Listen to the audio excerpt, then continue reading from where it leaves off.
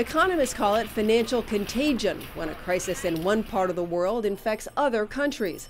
A new report from the World Bank points to Europe's debt crisis as a potential drag on medium-term economic growth. On the one hand, that seems like it's a European problem and doesn't concern developing countries, but our research suggests that this might actually have an important impact.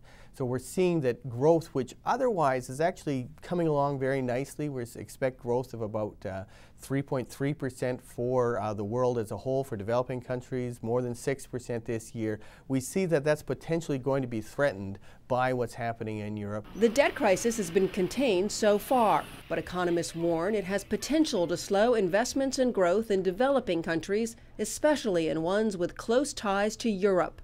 It is definitely a tenuous time. I think there's a lot of tensions in looking forward. And we were moving very happily along at an increasing rate of growth. Our earlier expectations were to raise the outlook for the United States, for Japan, for Asia, as I was saying, for developing countries, the latter group which were really driving the recovery here. This report does contain some good news. Projected growth in developing economies indicates new rising markets outside of the more developed countries. Trade is rebounding, and the World Bank expects it to rise by about 30% this year, before tapering down to 8% in the next 2 years. And nearly half of that demand will come from developing countries.